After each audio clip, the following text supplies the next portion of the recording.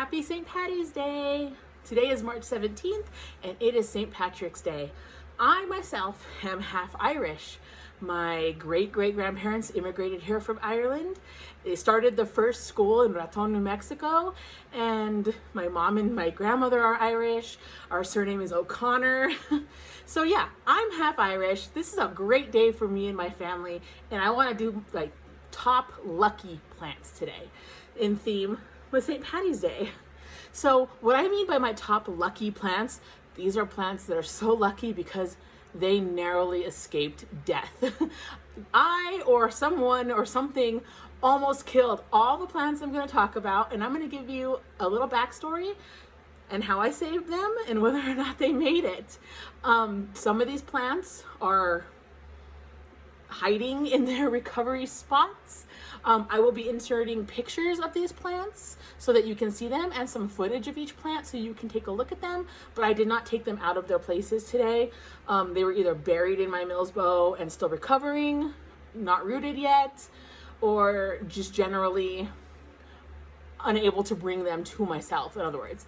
But I will make sure that you get lots of viewing of them and get to know them very well. So stick around and let's get right into it.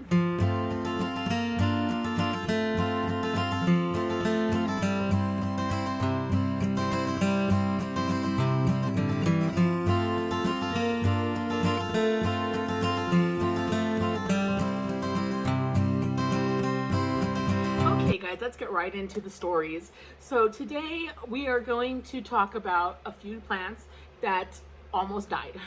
How I saved them, if I saved them, what's going on with them. So this is just going to be a general story. I'm not going to go too much into detail because then this video would be like 400 years long, so I don't want to bore you with my rambling.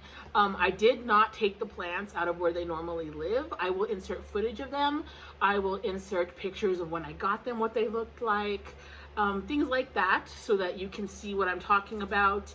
I can't bring the plants and show you what they looked like before anyway, so I will be putting pictures and videos or whatever I have up so that you can see what I'm talking about. So you'll still hear me talking, and I'll just lay a photo over so that you can see what's going on. The first the first plant I want to talk about is my Hoya mindorensis. It's a beautiful plant. I'll definitely put a picture of it currently right here. And it almost died. Like it was bad. This is a great example of when people say that leaves that turn yellow won't turn green again. I have proof to the contrary. I really do. I have photographic evidence that a yellow leaf, almost fully yellow, can come back. I'm not saying it's in perfect condition, but it's back and it's growing. So anyway, this is what happened. I ordered a big cutting from a place called HoyaPlants.com, and they sell basically cuttings of plants. And it was December, it was cold. I ordered the cutting with a heat pack. Unfortunately, and my intention is not to bash any seller on here. That's not what I'm doing. I'm just giving you the facts. No different than I would write in a review. Personally, I have gotten good cuttings from this place, but due to this situation in December, I probably won't go back. But this is what happened. I ordered a cutting. I paid for it. I ordered a heat pack. I paid for that. They wrapped the cutting in paper towel, put it in a gigantic box. It was like a large size priority USPS box, like a big one, for just a cutting. And they threw the heat pack in with it. It was loose and just rambling around in there.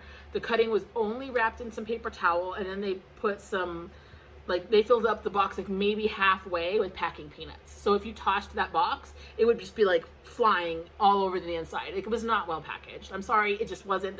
That's the nature of what happened. That is the truth. It wasn't well packaged. I got it, and it was bad. Like the whole plant was yellow. It was frozen solid. I really feel if it had been in a box that was tinier and more fit to the plant, and the heat pack had been secured, and the cutting had been wrapped in something other than a singular piece of paper towel, that this cutting would have had no problems. I ship Hoyas, or not ship, but I receive Hoyas all summer or all winter, and I've never had a problem. I have not had one die on me. They've all come great. Hoyas ship generally pretty well in the winter with a little bit of extra insulation and maybe a heat pack. So, and usually the only time I even order a heat pack is maybe in end of November to like the mid-January. Other than that, I don't even use the heat packs because I don't need to. So this cutting was bad. It was bad. So it was a long cutting, like several nodes. I decided I'm gonna try and save it. I ended up cutting it up into several different nodes and I put them in water. One of them rotted almost immediately. The leaf fell off. It was just a dead stick. I did keep it in moss for a while, trying and generate something from the stick. Nothing happened. It ended up just mushing and it was goner. The rest of the leaves on the remaining pieces were turning more yellow by the day. I was so scared for this plant. I did not have a greenhouse or my Milsbo at this time, so all I could rely on was regular room humidity and keeping it warm, as warm as I could in the middle of the winter. So I did all those things. I kept it next to my humidifier.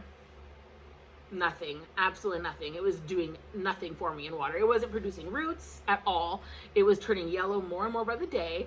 Someone told me to try perlite or vermiculite. Vermiculite is another additive for soil that retains moisture. And obviously most people know what perlite is to add aeration. And lots of people are rooting perlite. Nothing. Several weeks in vermiculite, 2 weeks in vermiculite and 2 weeks in perlite. Nothing. Absolutely nothing. At this point, I was like, okay, now I'm just switching it around because I'm getting desperate because the leaves are almost fully yellow at this point. Like it's looking really serious for this plant. If I don't figure out something that's going to work, this plant is going to die. And at this point, I'm not giving anything a good enough chance, a long enough chance to actually work. So I ordered a heating mat and I tried LECA. I stuck the cuttings in LECA and I rooted them per the rooting advice of Corky's Flora. And I'll link her information in the box below. Excellent LECA information on Hoyas and rooting and just general care of Hoyas and LECA. Definitely check her out. And I stuck it in LECA and put it on a heating mat right next to a humidifier. LECA is like, I swear that's all I root Hoyas with anymore. This was my first time rooting something in LECA. That thing had baby roots in like a week. I couldn't believe it. I could not believe it. I could not. So I put a little bit of Super Thrive in the water and I left it alone. I didn't touch it. I didn't check for roots. The only reason I knew it had roots is because I was using a clear container for the LECA, so I could see them coming out. I didn't touch the plant. I didn't move the plant. There's no way. I was like, I'm not touching it. I'm giving this LECA thing a month. And if the plant dies, the plant dies. Ladies and gentlemen, I still have this Mindorensis. You saw the pictures of how yellow it was. I think a lot of people probably would have given up, but I'm a stubborn, you-know-what. I'm a stubborn bee, and I wasn't giving up on this plant. I paid good money for this plant, and I was going to give it every last chance. This is the Mindorensis today. It's growing a tendril. It's growing leaves. It is still in LECA and thriving. I've never repotted it. This is the same way it was when I put it in the pot to begin with. It's doing great, and it's even sun stressing a little bit in my cabinet. I saved this plant. It almost died. It's the luckiest Mindorensis in Albuquerque, New Mexico. Okay, next. The next plant that almost died and narrowly escaped death is going to be my Pseudoliteralis. This is a very sad story with a very happy ending in a couple different ways. So I took a recommendation from a fellow YouTuber because they had a pretty decent experience with a seller. I'm not going to list the seller. I'm sorry. Simply because it's not just my experience and I don't know if the other person wants their experience put out there. But this is the story about my experience, I know, but I'm not going to say the seller right now. I ordered a plant from them. And actually I ordered my Mephild from them first. It came in and it was kind of doing okay. It wasn't really flourishing. It looked a little and I wasn't sure what was going on with it, but I broke my cardinal rule. Typically when I try a new cellar, I order a plant, I live with it for a little while, and I see how it does. Because just because the plant arrives well does not mean it's a healthy plant. Lots of things can be going on under the scenes, and I want to make sure that seller is selling me quality stuff. So I ordered the second plant because I saw it and it was beautiful, and I hadn't even received the Mathilde yet. And so I ordered the Pseudoliteralis. It came in, and right away I knew something was wrong. First of all, this Hoya was in soil that no Hoya should be in. It was almost straight coco coir. And anybody who has a Hoya knows it's not gonna like that. It was soaking wet. It was dripping almost, and in coco coir. Oh, that's such a bad mix for a Hoya. It absolutely is. So I knew something right there was wrong. The next thing that showed me that something was wrong with this plant, the leaves were wrinkled beyond, they were so wrinkled, like it hadn't been watered in months, yet it was soaking wet in the pot. What that tells me is that the roots are not good enough to adequately supply that plant with the moisture it needs to plump its leaves. That means the roots are bad or rotted. So I immediately pulled the plant out of the pot, and I'll put a picture of the roots here. The roots were stringy. They were like teeny little roots. They weren't even like, that's not what I would call a well-rooted plant by any stretch of the imagination. It was not well-rooted.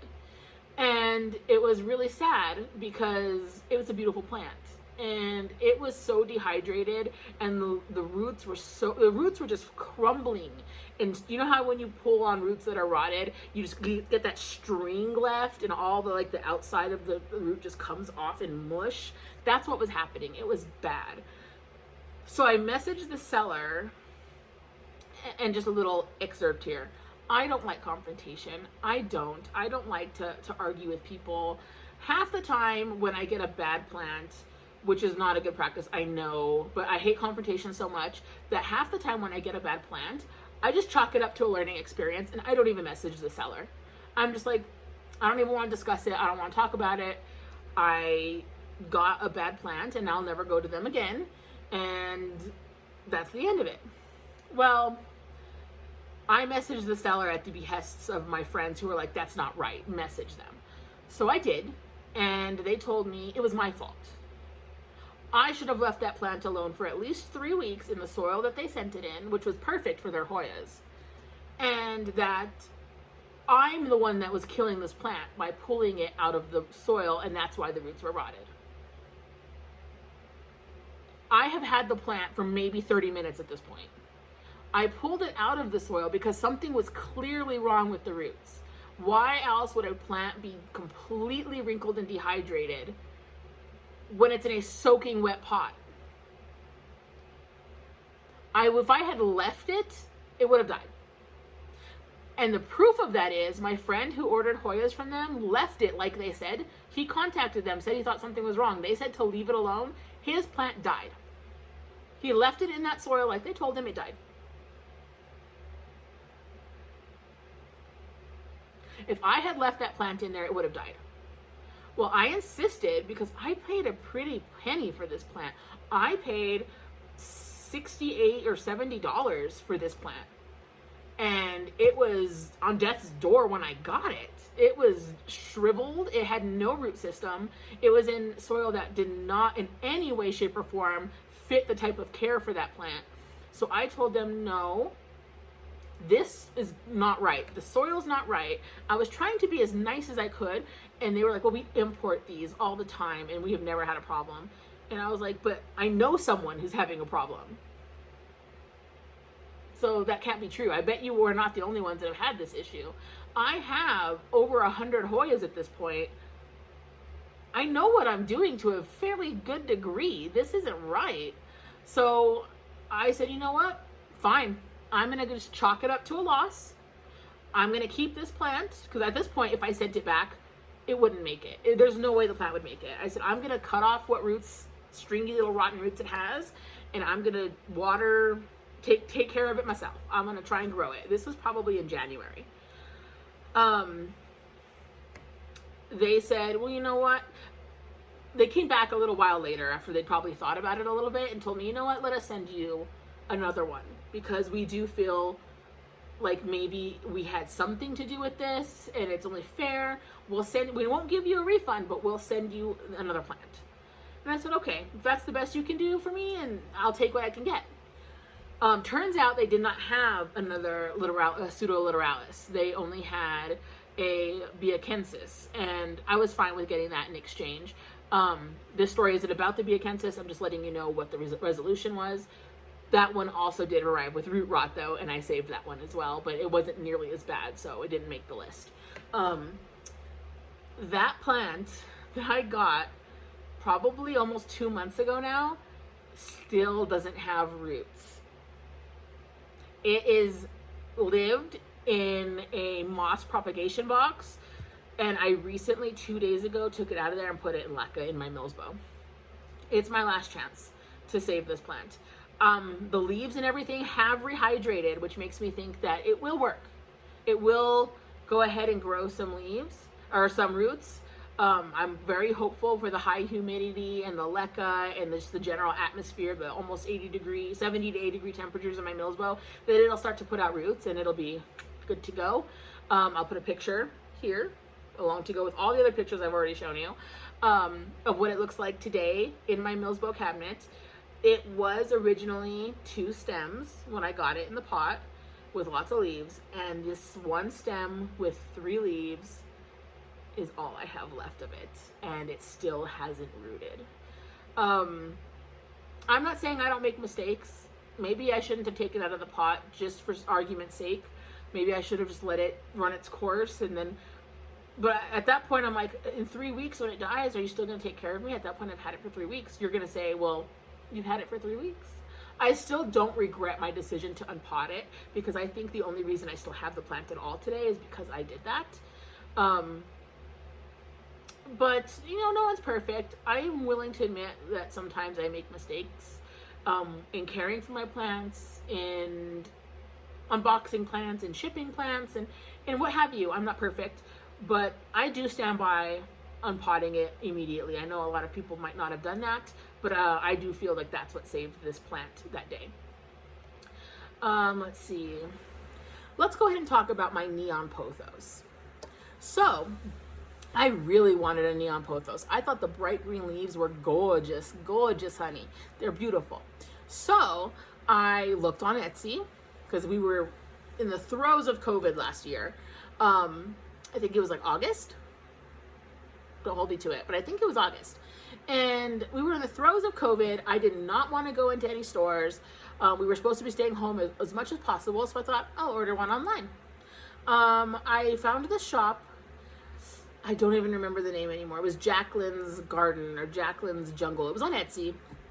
And there was a beautiful, full, luscious 4-inch neon pothos on her shop. Okay, $14. I can't hate $14 for a beautiful 4-inch pot of neon pothos. And then my boyfriend said, I love you. Buy it. Buy it on my card. It's a present from me. So I did. So I got the plant, and it was beautiful. It was everything it showed in the picture. It was gorgeous and full, and I could not wait for it to start trailing so I could chop and prop and make a nice big full trailing plant. I was thrilled. So I put it in what I thought would be the best place for it, in some eastern light hanging on my wall, so that it could get all the goodness of the sun and thrive. And keep in mind, this is August, and in New Mexico it's still 80 some degrees here. It's still nice and sunny. That plant was living its best life. But for some reason, every few days there's more yellow leaves. It's yellowing over the weeks. Pretty soon I'm like, okay, something is wrong. It took me about 3 weeks to be like, something's not right. So I unpotted it, and I'll put a picture here to show you what I'm talking about. All the plant was, except for maybe 4 strands that were actually nodes and rooted, the rest of the whole plant was nothing but leaves with no node, just stuck in the dirt. The plant was doomed before it even got to me. It was literally just neon pothos leaves, no nodes, no roots, stuck in some dirt. It wasn't even a plant. It was just leaves. I still, to this day, am like, what is wrong with people? Like, I could not believe it. I couldn't believe it. So I cleaned off everything and saw like the 4 strands that had roots that were left. And I went ahead and I potted those up. And there was nothing I could do with the other leaves. They didn't even have nodes, so I just threw them away. And I was so depressed, and I had just joined the Discord channel on the Plant Me Ashley. At that time, it was Patreon. She does have YouTube memberships now, and we're a fun bunch. You should definitely try that out. But I got onto the Plant Me Ashley Discord, and I was just complaining about how I got hosed by this seller. I know it was only $14, but it was a very sentimental plant, and I was so upset. And this beautiful soul on there said, let me send you some cuttings of my neon pothos. She's like, mine is a long, long bitch. It is trailing. It's beautiful. I'll send you some cuttings. And she did. And I rooted them in water, and I put them in my plant, and now it's a nice, beautiful, luscious plant. The plant was 3 little strands with 1 leaf on each one. It looked so pathetic, and now it is, thankfully, to the kind generosity of Jungle Jamie on Instagram. I'll link her down below too, so you can go follow her. She's great. It is now a beautiful, luscious plant, and it will probably start trailing this summer.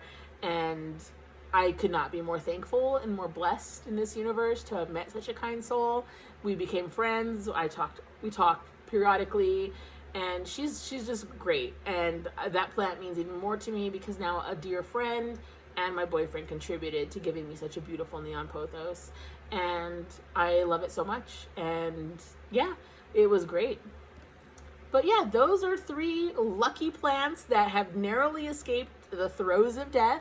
I hope you enjoyed all the pictures and all the information that I gave, and hope you enjoyed the little stories of how these plants narrowly escaped their doom.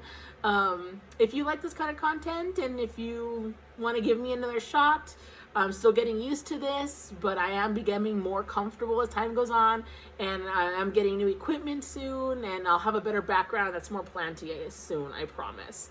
But yeah, I'm looking really forward to getting to know all of you. Please hit likes and subscribe, and leave me a comment down below about a plant that you've saved. Give me a little story. Tell me what's happening with it. I would love to hear everything you have to say, and I would love to talk to you down there and in the comments, and get to know you too.